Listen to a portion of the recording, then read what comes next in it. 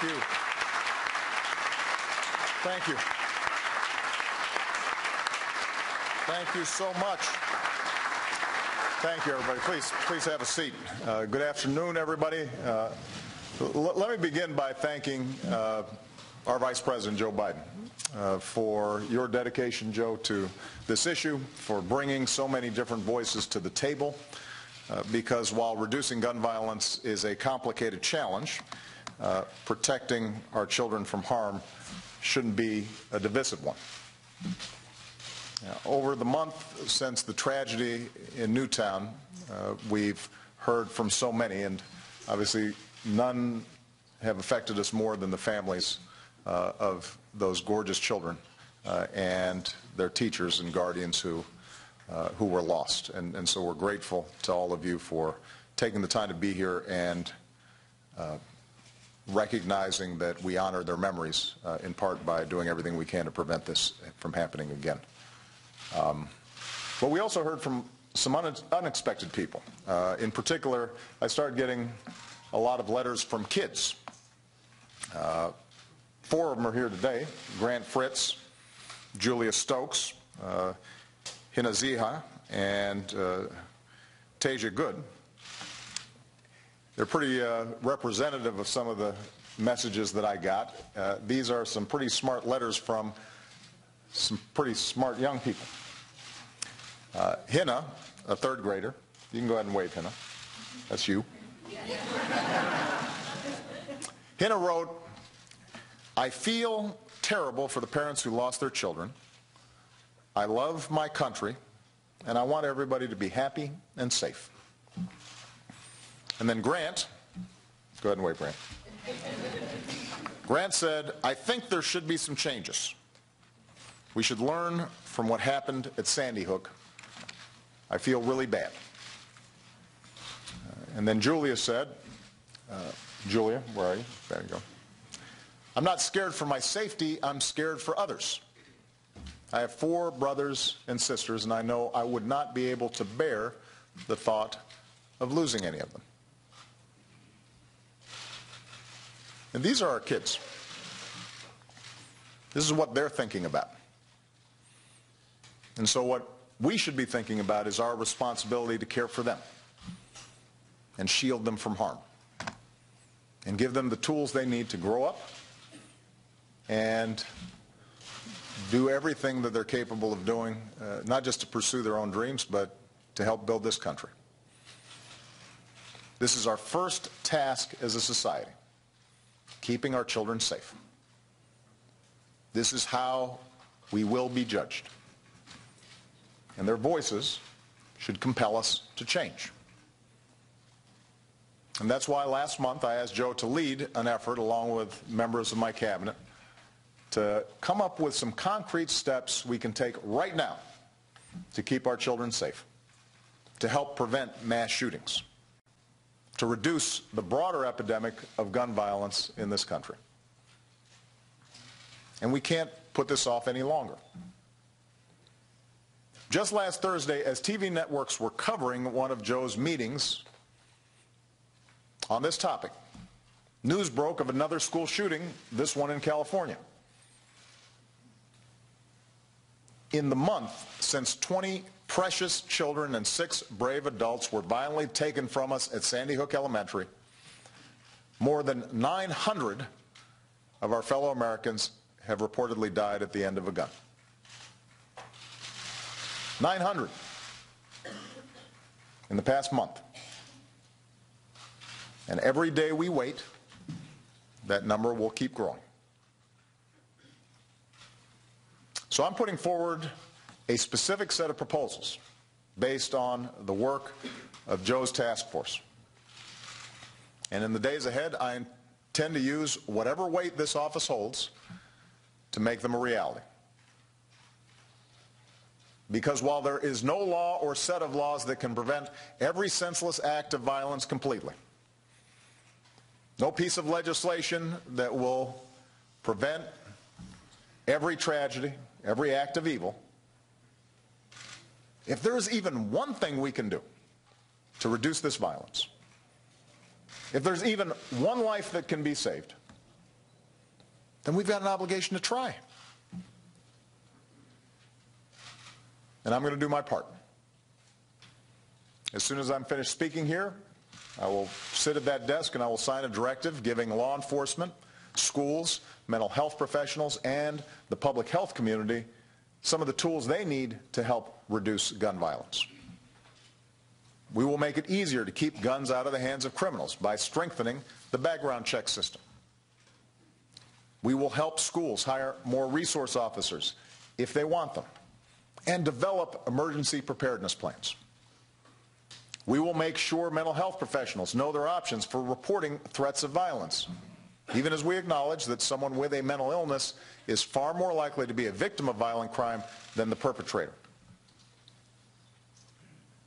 And while year after year, those who oppose even modest gun safety measures have threatened to defund scientific or medical research into the causes of gun violence, I will direct the Centers for Disease Control to go ahead and study the best ways to reduce it. And Congress should fund research into the effects that violent video games have on young minds. We don't benefit from ignorance. We don't benefit from not knowing the science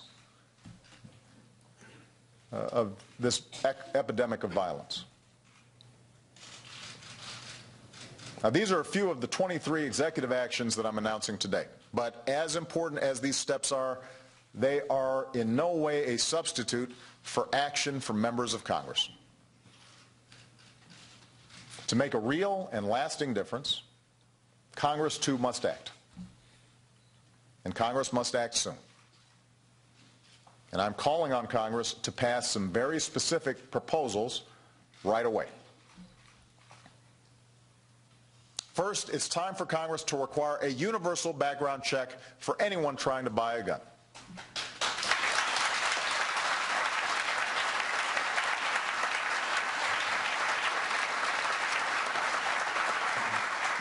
The law already requires licensed gun dealers to run background checks, and over the last 14 years, that's kept 1.5 million of the wrong people from getting their hands on a gun. But it's hard to enforce that law when as many as 40% of all gun purchases are conducted without a background check. That's not safe, that's not smart, it's not fair to responsible gun buyers or sellers.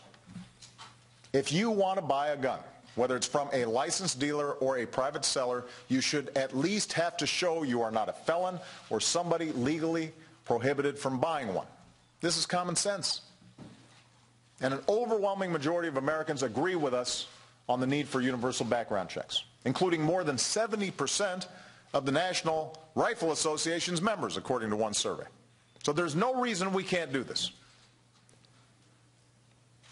Second, Congress should restore a ban on military-style assault weapons and a 10-round limit for magazines.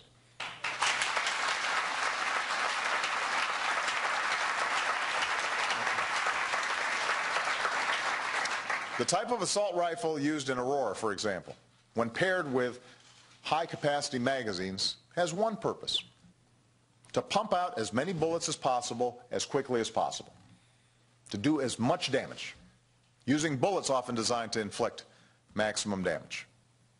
And that's what allowed the gunman in Aurora to shoot 70 people. 70 people, killing 12 in a matter of minutes. Weapons designed for the theater of war have no place in a movie theater. A majority of Americans agree with us on this. And by the way, so did Ronald Reagan, one of the staunchest defenders of the Second Amendment, who wrote to Congress in 1994 urging them, this is Ronald Reagan speaking, urging them to listen to the American public and to the law enforcement community and support a ban on the further manufacture of military-style assault weapons.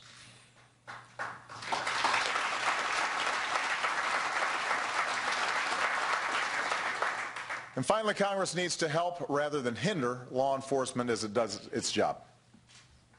We should get tougher on people who buy guns with the express purpose of turning around and selling them to criminals. And we should severely punish anybody who helps them do this. Since Congress hasn't confirmed a director of the Bureau of Alcohol, Tobacco, and Firearms in 6 years, they should confirm Todd Jones, who has been acting, and I will be nominating for the post.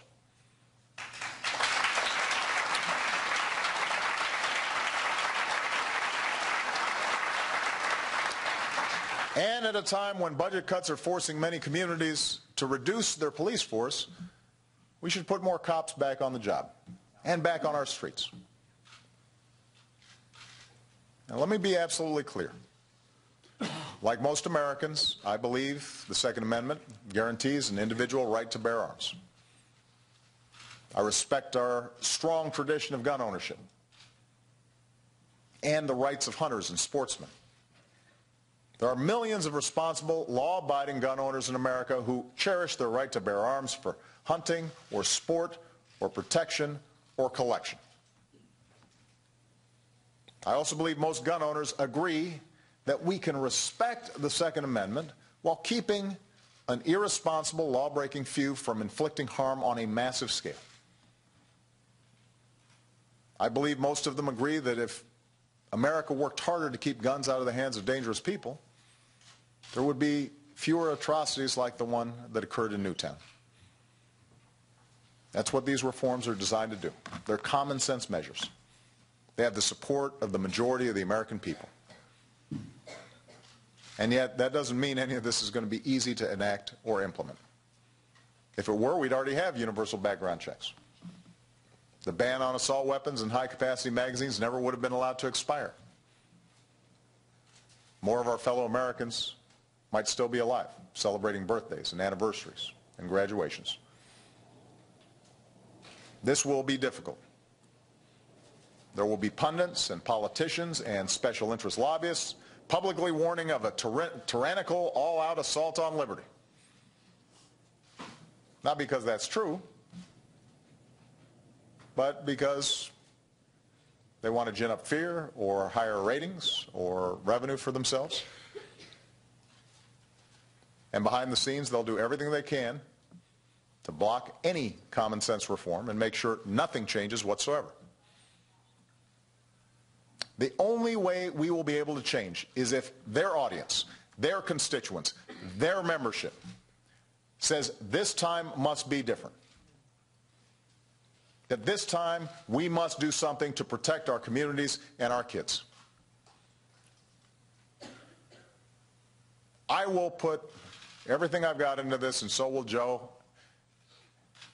But I tell you, the only way we can change is if the American people demand it. And by the way, that doesn't just mean from certain parts of the country. We're going to need voices in those areas, in those congressional districts where the tradition of gun ownership is strong, to speak up and to say this is important.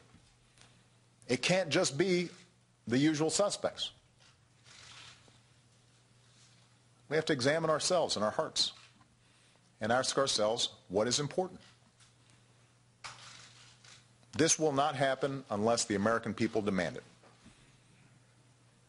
If parents and teachers, police officers and pastors, if hunters and sportsmen,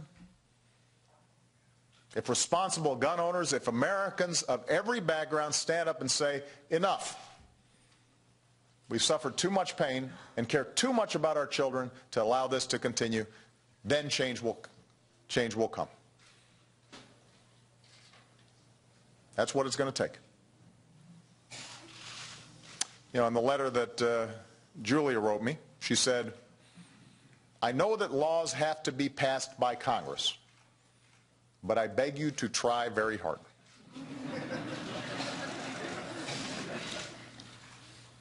Julia, I will try very hard. But she's right. The most important changes we can make depend on congressional action. They need to bring these proposals up for a vote, and the American people need to make sure that they do. Get them on record. Ask your member of Congress if they support universal background checks to keep guns out of the wrong hands. Ask them if they support renewing a ban on military-style assault weapons and high-capacity magazines.